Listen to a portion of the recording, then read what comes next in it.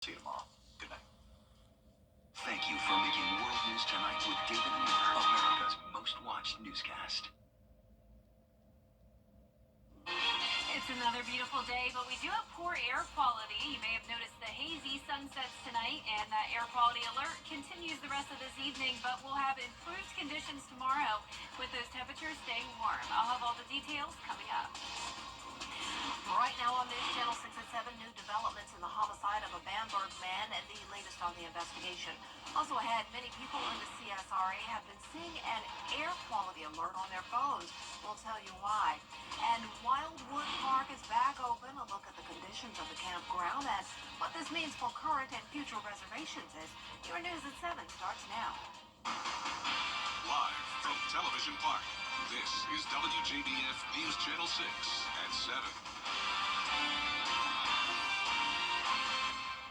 Good evening, everyone. I'm Dee Griffin. Thanks so much for joining us. Coverage you can count on begins with an update to a story we told you about last week. An arrest has been made in the shooting death of a Bamberg man, George Christopher Caldwell, in Orangeburg. Aiken Bureau Chief Sean Kapitstock is in Orangeburg with more. This was what we consider a senseless and unprovoked incident. On Wednesday afternoon, the Orangeburg Department of Public Safety announcing the arrest of 17-year-old Malachi Johnson in connection with Caldwell's death. He faces murder, attempted armed robbery, and weapons charges. If we identify anyone who in any way attempted to impede or obstruct this investigation, then of course that could be, charges could be forthcoming. Authorities say Caldwell was shot and killed outside Dodge's store on Old Edisto Drive on February 7th. They used local business and city-owned surveillance footage to gather key leads. And we were able to identify the suspect and obtain warrants for him. The suspect was taken into custody without incident on yesterday. There's no evidence that Johnson was enrolled in school here, and no sign that the victim and suspect knew each other. The child didn't bother nobody. It was just so hurting to know that someone did this to him. Leaders are stressing the importance of parental responsibility. When our children engage in criminal activity, it is a reflection on us. And when you cause the type of hurt and pain that the Caldwell family is enduring, is inexcusable.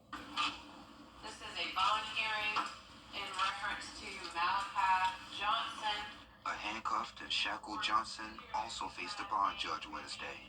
He was questioned and informed his rights. Victims advocate Karen Sanders spoke on behalf of the Caldwell family. This is a tremendous void that has been left in this family's heart as a result of this senseless incident. Certainly we are requesting at this particular time that the alleged suspect not have any contact with this family, as well as any of his families to make contact with this family. Bond for Johnson has been denied. The case now heads to general sessions where a circuit court judge will set bond. He's not allowed to contact the Caldwell family. The Orangeburg Department of Public Safety is asking anyone with more information to come forward. In Orangeburg, I'm Aiken Bureau Chief Sean Kapitstock, WJBF News Channel 6. Time now for our first look at our weather, and here's Chief Meteorologist Jenna Petracci, and another lovely day. Yeah, it's been great. We've had lots of sunshine and warm weather, and you can tell the sun is starting to set later and later every day because at the 7 o'clock hour, we're still seeing the slightest hue in the sky here on our Terry Lambert Hyundai Skyview cam. We just had a beautiful sunset a little bit ago. As I mentioned at the top of the show, a hazy sunset, though, because of the controlled burns in the area. We have poor air quality still in the areas that are seeing yellow, but notice the green here now indicating healthy air. So we're definitely seeing some improvement to all the orange and yellow or orange and red we had on the map earlier. But notice we still have a ton of controlled burns across the CSRA. That is why it's been so hazy out there, but conditions will continue to improve tomorrow. Upper 50s through upper 60s as our current temperatures. 69 in Evans, 63 in Barnwell. Swainsboro, you're at 68. Aiken only at 58 degrees. 70 still in Wrightsville, and 68 in Lincolnton. Dew points are low in the 30s and 40s. High pressure is still in control with winds coming in from the south ahead of a cold front. Because the winds are starting to increase at least up to around 5 miles per hour, that's helping to disperse the smoke a little bit better. But there's the high pressure down in the Gulf. cold front coming in from the west, really not packing too much of a punch here, but I do think it will pick up on intensity as it moves into the CSRA. A very warm environment tomorrow, but in the meantime tonight, clear skies, dry weather, going down to the low 50s by the 10 o'clock hour. Now, as we look ahead, we're going to be warm tomorrow, upper 70s, and then dropping by 10 degrees on Friday. A beautiful sunny weekend to enjoy with a variety of temperatures. I'll have a look at that coming up shortly, but back to you, Dee. All right, thanks so much. We'll see you then. The National Weather Service in Columbia, South Carolina issued a code orange air quality alert because of the Army Corps of Engineers controlled burns happening across our area. Richmond, Columbia, Aiken, Barnwell, Edgefield, and McCormick counties are affected by this alert because of the fine particles from the burns. It is being suggested that you limit being outside, keep all windows and doors closed in your house, and run your AC with clean filters. If you are somebody that suffers from breathing ailments already, wear a mask if possible. And if you aren't feeling good and you're kind of slow today, keep in mind that probably is because you're not uptaking as much oxygen as you need to. The air quality alert will be in effect the rest of the day or until conditions improve. Now, according to the WJBF weather team, breezy winds tomorrow will help the smoke disperse. Wildwood Park is now accepting camping reservations for the 2025 season. Bria Smith spoke to park managers about the details. Despite severe damage and large piles of debris, park leaders worked hard to make sure Wildwood Park's campgrounds could be open post-Hurricane Helene. Due to the many downed trees Hurricane Helene left behind, it took several dump truck and trailer loads to get the park roads cleared. We pushed hard from day one to now to get back open because Wildwood is kind of an escape for people to get away from some of the damages around their homes. While campgrounds are now open for reservation, there are still parts like the disc golf courses that aren't closed. However, boat ramps are now open to the public. A couple of months ago, we opened the boat ramps up, and that allowed people to start putting their boats back in the water, start fishing, just doing more activities other than cleaning up hurricane debris that we're all faced with. A few months ago, roadways within the park were nearly invisible. Every roadway within Wildwood Park was blocked. There was not a single road that wasn't blocked. It was blocked so much to where we had to get a bulldozer in, cut our way in to just check on the people that were staying there during the hurricane. And once we did that, we were able to start kind of freeing up the roadways. Now, Columbia County Park Operations Manager Wes Horton says they've tested everything to make sure campgrounds are operable. Everything's back open from primitive camping to every campsite is back up and running. Now, we have repaired everything that we can visibly see. We know there still may be some electrical issues underlying that we can't see, but for the most part, we have tested everything time and time again to where we're comfortable saying we're back open. For more information on how to secure a reservation, visit WJBF.com. In Columbia County, Bria Smith, WJBF News Channel 6. People in North Augusta are taking to social media to voice concerns about a planned mental health center across from Belvedere Elementary School. In November, the Aiken County Council voted to rezone the old Belvedere United Methodist Church property to allow for a proposed health and wellness center. The property, located directly across the street from Belvedere Elementary School, would include space for Aiken Barnwell Mental Health, which has many neighbors and parents voicing safety concerns. One parent hopes to be able to stop it. They offer mental health counseling, drug and alcohol intervention, getting you to AA for alcohol, to resources available to get you off of drugs. From what I understand, they do not dispense any pharmaceuticals whatsoever. If they have a nurse practitioner or possibly a PA, they might write prescriptions.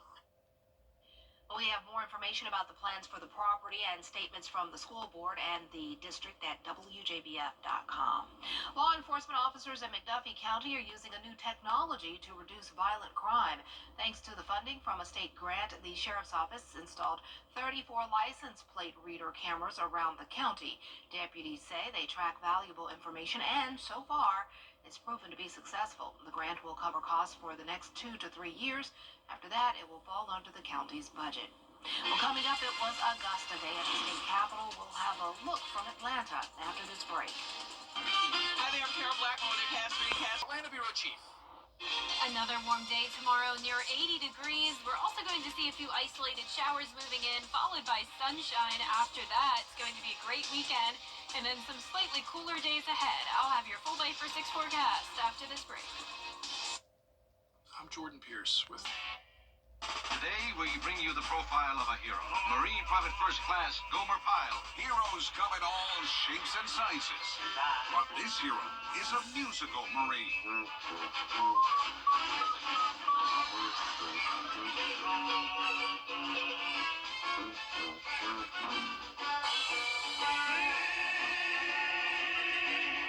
Gomer Pyle. Weeknights on MeTV, WJBF 6.2.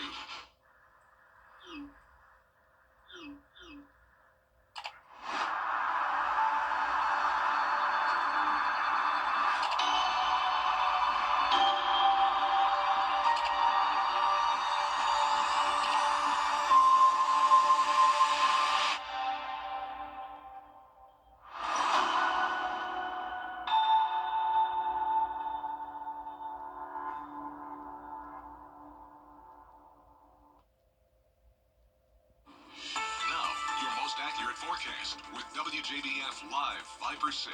Welcome back. I hope you had a nice Wednesday, and I hope you're soaking up these nice warm temperatures while they last. It's been feeling great outside this week, and right now on our Terry Lambert Hyundai Skyview cam at Washington Road, we are seeing improvement to the air quality, so that's good news, but still limit your time outside the rest of this evening if you do struggle with being sensitive to the poor air quality. Like I said, I know it's tempting today with how warm it's been, but it's actually getting pretty chilly now that the sun has set. We're sitting at 63 degrees.